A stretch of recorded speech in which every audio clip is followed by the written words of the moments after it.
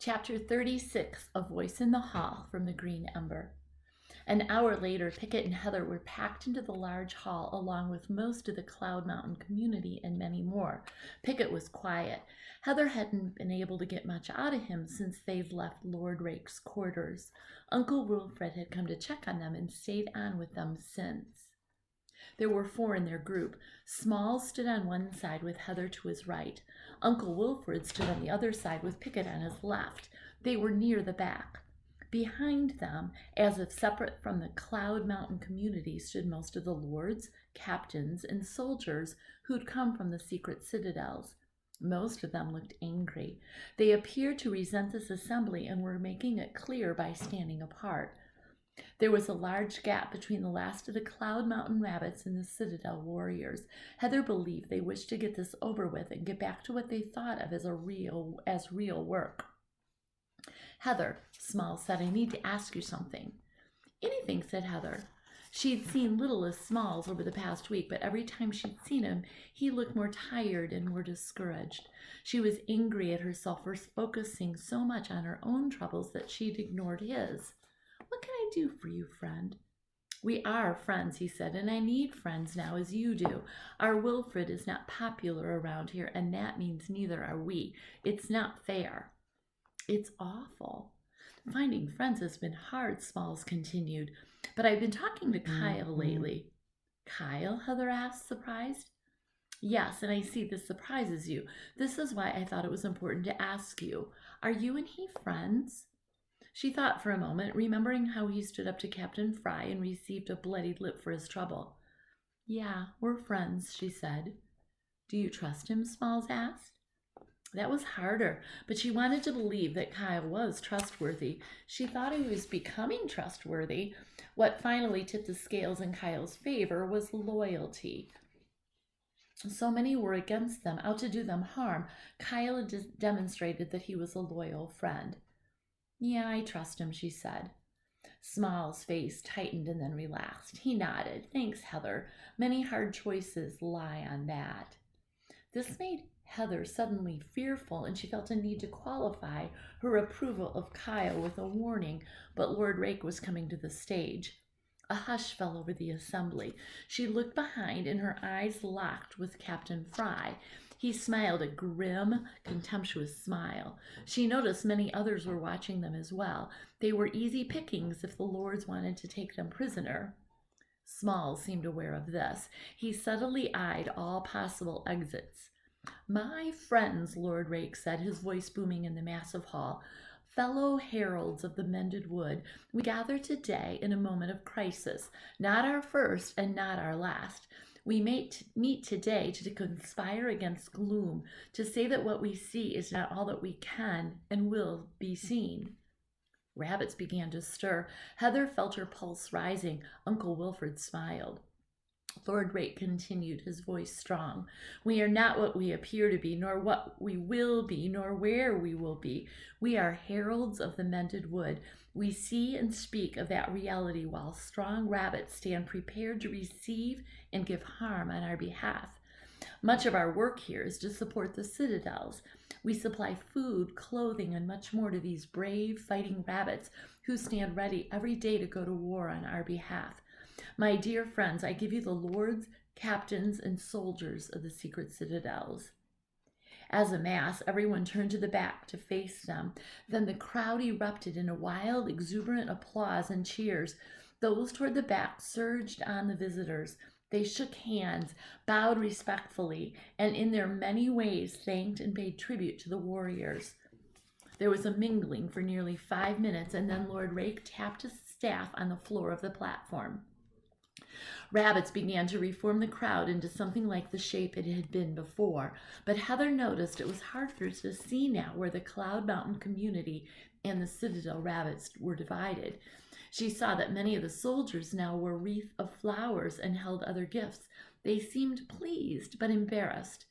She still stood beside Pickett, and Uncle Wilfred was beside him on the other side, but she couldn't see Smalls. She wondered if he was nearby or if he'd simply slipped out. My dear friends, Lord Rake spoke again, I will not keep you long. I ask you to quiet down as much as you can and listen for a moment to one of Cloud Mountain's most lovely treasures, Maggie Osage. He went to the steps and helped her up. She walked slowly with a cane. When she reached the center of the platform, the room silenced. Heather stood on tiptoes and dodged back and forth to see over the shoulder of the tall, swaying rabbit in front of her. She wanted to see Mrs. Weaver. Hello, my friends and fellow heralds of the Mended Wood. I speak to you today because Lord Rake has asked me to, believing it'll serve you to hear my story. I've been here for 7 years, in the seed of the new world, in this little community of anticipation, in the shadow of the Mended Wood.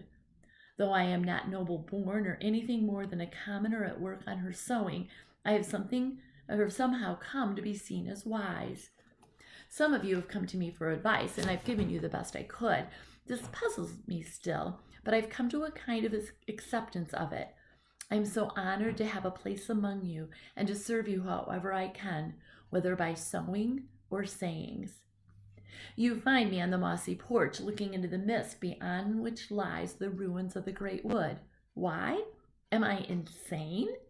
Many have asked, but few have received an answer, but now I will tell you. When our king was betrayed and murdered, my husband, Mr. Edward Weaver, was taken prisoner in the after terrors. He gave himself so that I could get away. I honored his sacrifice, did just as he said, and escaped. Almost every day I'm thankful to him, but also regretful that I didn't stay with him to the end. But that's not so important now. Mr. Weaver was a good husband, a fine weaver, and a rabbit deeply loyal to the fallen king. I don't know if he is alive or... Here she stopped and looked down. The hall was silent. She coughed and went on. Though I sometimes hope he's alive, other times I hope he's been spared the terrors of captivity by those monsters of the sky. One of the worst things about this world is that we so often don't even know which terrible thing to hope for.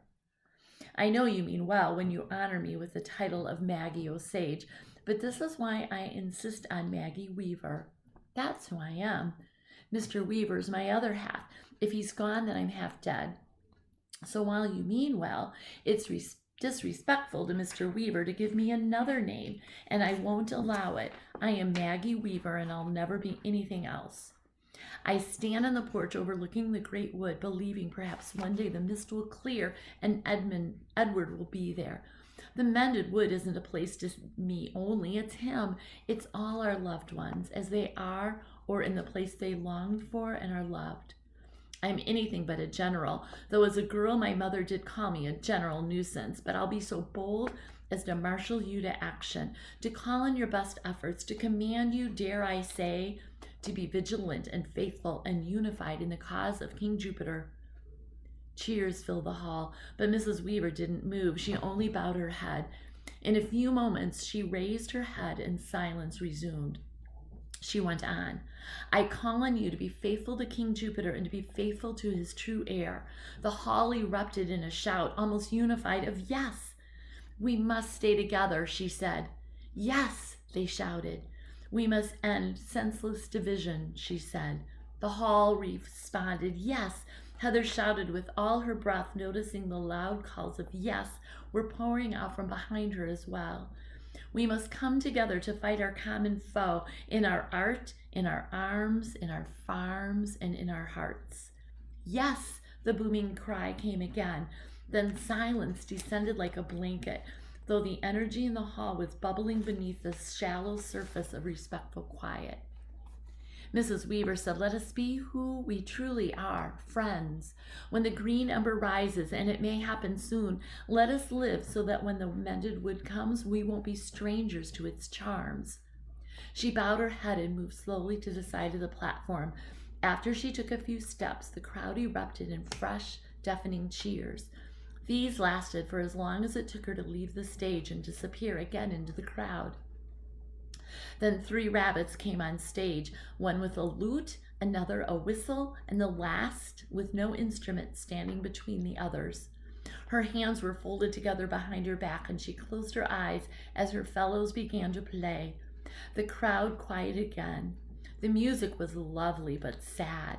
It was a lament, but with joy enough to break your heart. Heather was stirred even before the rabbit in the middle began to sing. When she did, Heather couldn't hold back her tears. And here's the song.